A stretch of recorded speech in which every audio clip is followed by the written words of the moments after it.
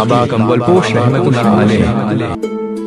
हमारा देश हमेशा से ही ऋषियों, संतों और सूफियों की भूमि रहा है, जिसमें महाराष्ट्र भारतीय संस्कृति और धर्म का प्रमुख केंद्र रहा है और आज भी है। वैसे तो महाराष्ट्र में बहुत से सूफी संत हुए हैं, जिनमें प्रमुख रूप से शिरडी के साईं बाबा, अक्कलकोट के स्वामी समर्थ महाराज, शेगांव के गजानन महाराज, चिखली बुलढाणा के सैलानी बाबा, नागपुर के ताजुद्दीन बाबा। महाराष्ट्र यह सूफी संतों की भूमि है। सूफी संतों में सबसे प्रमुख वे संत और सूफी है जो राष्ट्र संत हो गए और जिनके विचार आज भी समाज में प्रासंगिक बने हुए हैं। देश और राज्य की इसी सूफी संत परंपरा को आगे बढ़ाने का काम महाराष्ट्र के यवतमाल जिले के आर्णी शहर में अरुणावती नदी के किनारे स्थित मनोहारी, सुंदर, स्मरणीय स्थल पर सर्वधर्म सद्भावना के प्रतीक बाबा कम्बलपोश रहमतुल्लाह अलैह ने किया है।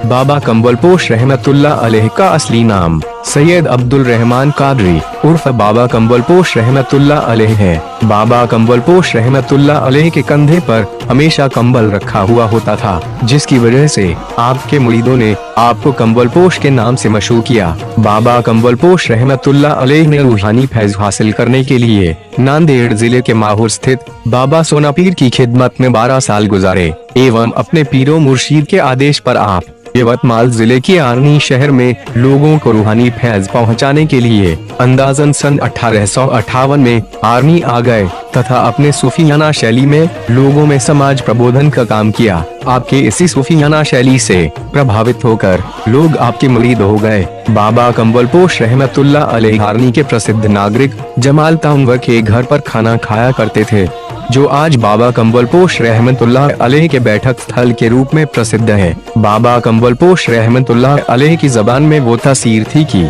आपकी दुआ से बे औलाद को भी अल्लाह ताला औलाद से नवाज देता था। आपके मुरीद बचू बाबा भी आपकी दुआओं का ही नतीजा है। बचू बाबा की मां ने बचू बाबा को आपको दान में दे दिया था।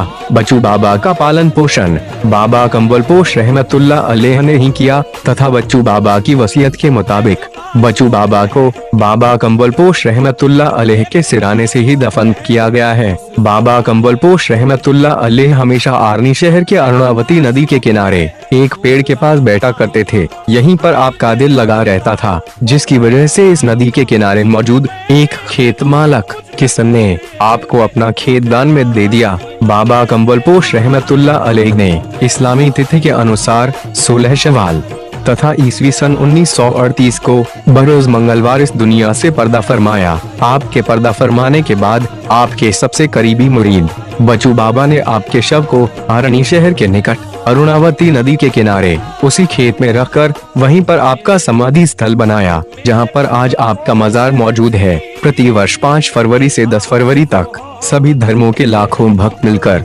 बाबा कम्बलपोश रहमतुल्लाह अलैह का उर्स मनाते हैं। यहाँ एक मान्यता मशहूर है कि बाबा कम्बलपोश रहमतुल्लाह अलैह के उर्स मुबारक के मौके पर बाबा कम्बलपोश रहमतुल्लाह अलैह की मजार पर पहली चादर आर्णी शहर का दारोगा यानी थानेदार ही चढ़ाता है। बाबा कम्बलपोश रहमतुल्लाह अलैह का पहला संदल शरीफ थानेदार करामत अली साहब के हाथों से चढ़ाया गया था। इस वर्ष सन 2019 में 5 फरवरी से 10 फरवरी तक बाबा कम्बलपोश रहमतुल्लाह अलैह का 90वां सालाना उर्स मुबारक का आयोजन किया गया है। गौरतलब है कि इस उर्स शरीफ में एक ही मंच पर कवाली होती है, तो उसी मंच पर भजन स्पर्धा का आयोजन भी आयोजक ट्रस्ट द्वारा किया जाता है। इसी तरह प्रतिदिन अलग अलग बीमारियों पर विख्यात विशेषज्ञ डॉक्टर मरीजों की जांच कर निःशुल्क उपचार करते हैं।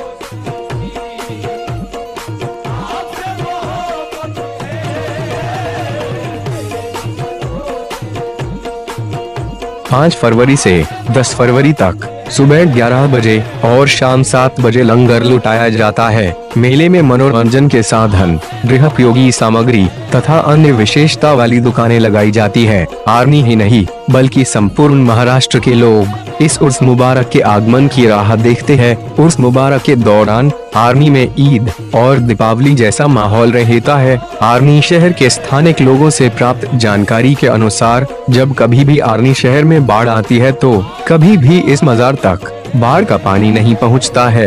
यही बाबा कम्बलपोश रहमतुल्लाह अलैह की सबसे बड़ी करामात है।